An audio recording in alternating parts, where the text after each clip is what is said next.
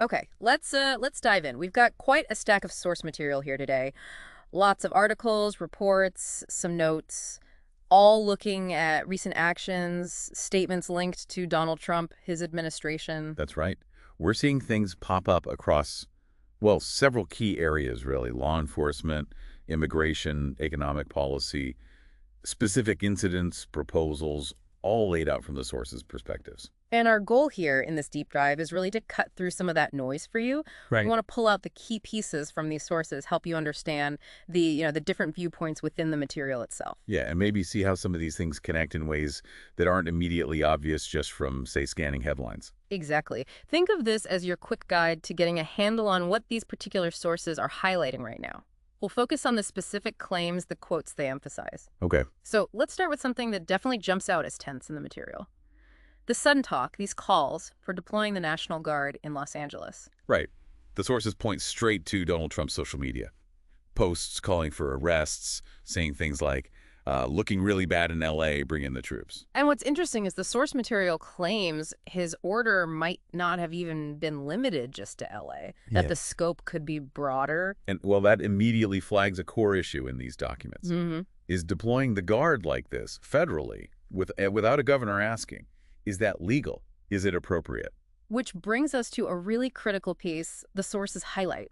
They've dug up video from a town hall back in 2020. Oh, okay. Yeah, where Donald Trump himself was talking about presidential power, specifically regarding the National Guard. And what did he say back then, according to these sources? Because that comparison seems key here. It really does. The material quotes him saying, and this is direct, "We have to go by the laws. We can't move the National Guard. I can call insurrection, but there's no reason to ever do that, even in the Portland case. We can't call in the National Guard unless we're requested by a governor." Wow. Okay. And he even mentioned talking to the governor in that Portland situation. He did, yeah. So the interpretation you see in these sources is pretty clear. That he basically knew the rule. Exactly. That his 2020 statement contradicts this recent action in California. The sources frame it as him knowing he needed that request, meaning, from their viewpoint, this new order breaks the law he himself acknowledged. Okay, so if the sources are presenting this as a self-contradiction, how did others react? You mentioned Governor Newsom, Senator Kelly. Yeah. What did the materials say about their responses? Well, their reactions, as presented, definitely echo that conflict. Yeah. You have Governor Gavin Newsom quoted basically questioning if Trump was even aware of his own deployment order. Huh. Yeah, and accusing him of, quote, fanning the flames. And Kelly. Senator Mark Kelly's view, also in the sources, is really sharp. He sees it as ignoring local advice, arguing it puts the priority on, quote, ripping apart families and communities. Instead of criminals. Right, instead of focusing on dangerous criminals. Yeah. He says, flat out, according to the reports, this is not law and order, it's not safety, it's not leadership. And there's another voice in there too, right? From a former Guard leader. Yes, a statement shared with Fox from Major General Randy Manner, described as an ex-National Guard leader. He argues deploying federal troops over a governor is, quote, bad for all Americans concerned about freedom of speech and states' rights. He calls it an inappropriate use. Inappropriate use and, quote, not warranted. That's what the sources report him saying. Okay, but there's a nuance there too, isn't there? Didn't he also say something about it being legal? He did. The material includes his statement that it's, quote, presently a legal order. But then the source immediately jumps on that. How so? They argue that presently legal just means a court hasn't struck it down yet. They maintain it's still, quote, unlawful, based on the law itself, and crucially, based on Trump's own words from 2020. Got it. So the source uses his past words against the presently legal point. Precisely. And adding some context here, the sources point out this all happened after the LAPD had already put out a statement. Oh. What do they say? Just 2 days before, they'd said the protests were peaceful. They even thanked the organizers. So the timing suggests. Well, it leads directly to the source's claim that this wasn't about responding to violence. They claim the intent was, quote, to provoke, divide, cause chaos. That's the explicit assertion in the material. So the sources are really framing this National Guard issue as political, not responsive to the actual situation on the ground in L.A. at that moment. That seems to be the core argument presented, yes. Okay, let's shift gears now. The sources also dive deep into immigration enforcement. And there's one detail here that's flagged as particularly controversial. Right. This involves the TV host Dr. Phil. The material discusses him being embedded with ICE agents during raids for his TV show. Yeah, and the source uses some pretty strong language for that, calling it, quote, state regime media.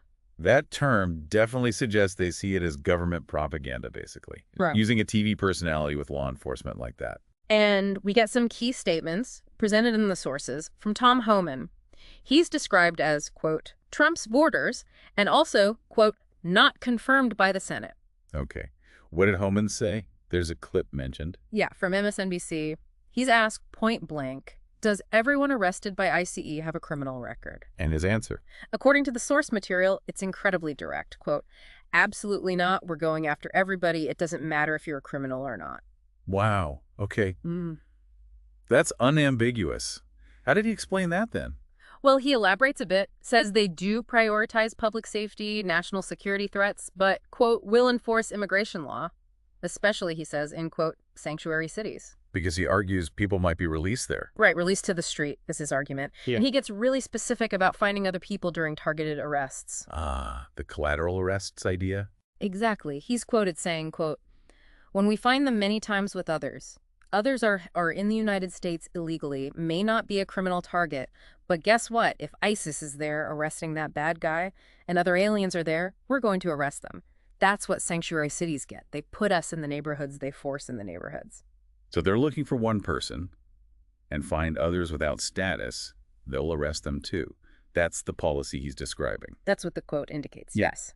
And the source's takeaway from all this is very clear. They claim these actions mean they are, quote, going after hardworking migrants, hardworking Latinos. And to underscore this broad approach, the sources list specific places where ICE presence was apparently noted. Yeah, it's quite a range. Huntington Park High School, Home Depot parking lots, farms, courtrooms, factories.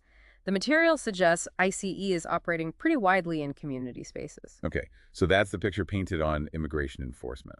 Right. Now, let's pivot again. It might seem unrelated at first, but the sources explicitly connect it. A budget bill. One they describe using the word, quote, disastrous. A budget bill. Okay, what are the key impacts highlighted in the material? The sources detail some potentially huge effects on people. They claim it could kick, quote, 15 million Americans off of health care. 15 million, wow. Yeah. Also take away SNAT benefits, food assistance, and things like rental assistance, Section 8 housing. Which the material links to potential homelessness. It suggests it could lead to more people becoming unhoused, yes. And it's also described as an, quote, attack on women's reproductive rights. Okay, so those are the negative impacts presented. What about, well, the other side? Does the material mention any benefits or different priorities in the bill? It does contrast those impacts with a couple of things highlighted as, let's say, easier under the bill. Apparently, no significant regulatory process would be needed to buy a gun silencer. A silencer, okay. Anything else? And benefits for tanning beds are also mentioned. Tanning beds. Right. And tax cuts. That usually comes up. Oh, yes. The sources mention tax cuts for billionaires multiple times. Trillions in cuts, they claim. One specific mention says the bill increases the deficit by, quote, $5 trillion. $5 trillion. That's a huge number. And this is where Senator Murphy comes in. The sources link his comments back to the National Guard stuff. Exactly. Senator Murphy's perspective, as presented, is that things like the LA National Guard deployment might actually be a, quote, distraction. A distraction from this budget bill? That's his suggestion, yeah. He calls the bill potentially the, quote, most unpopular piece of legislation Trump might attempt in his first term. The sources definitely connect his view across these issues. Does he give his own figures for the bill's impact? He does. He claims it will, quote, throw 15 million people off their health care. Same number we heard earlier, specifically to fund a, quote, massive tax cut for the wealthy. Okay, and the deficit impact he mentioned. He puts it at adding, quote, $2 trillion to our deficit. Now, it's interesting. Notice that's different from the $5 trillion figure mentioned elsewhere in the material. Right, so the sources present slightly different figures on the deficit impact. Good catch. Yeah, it's important to note when the sources themselves contain variations like that. Murphy's summary, though, quoted in the material, is pretty stark. Quote, a bill that's going to transform our economy and ruin a lot of lives. That's quite the assessment. It is, and beyond the budget, the sources touch on a few other sort of broader economic points, too. Little snapshots. Like what? Well, there's mention of issues at the Department of Defense. Claims that nobody wants to work for the secretary, Pete Hegseth, that's how it's spelled in the source, because they think he's, quote, utterly incompetent. Okay. Personnel issues at DOD. What else? Trade comes up, specifically the UK trade deal. The source claims that a month after this supposed, quote, historic deal was announced, well, the duties and tariffs are reportedly still there. No clear timeline for lifting them. So not much of a deal yet in practice. The source goes further, actually claiming it was, quote, never a deal to begin with, just a non-binding memorandum of understanding, they say. Ah, okay. A big difference there.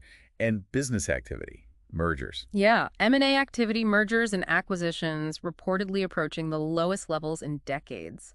The sources describe businesses as being in, quote, frozen standstill mode. Which suggests what, according to them?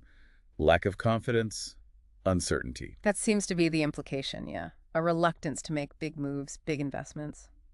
And one last point on energy. Oil. U.S. oil rigs. Apparently they're going offline. The Baker Hughes count, which tracks active rigs, is cited as the lowest since 2021. And the source contrasts that with? With Donald Trump's call to, quote, drill baby drill. The suggestion presented is that despite that political push, the industry isn't actually booming, maybe even suffering. Okay, wow. So we've really covered a lot pulling through these different source documents. We really have.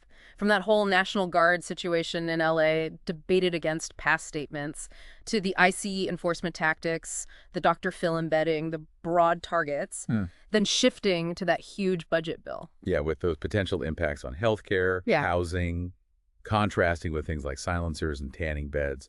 And then these broader economic indicators, DOD issues, the UK deal questions, M&A slowdown, oil rigs. It shows how these sources are presenting a range of quite significant policy discussions and actions, right? And framing their potential impacts on, well, on many different parts of life and the economy for you, the listener. Absolutely. It's a complex picture presented across these materials. So thinking about everything, we've just unpacked the different interpretations of law, like with the National Guard, the stated policies versus the reported actions in immigration, Senator Murphy's claim about distraction. Here's something to maybe chew on, drawn from looking at all the source material together. How do you personally navigate these kinds of claims and counterclaims when they're presented like this? How do you figure out what the core story really is and what it all means for you and for the country?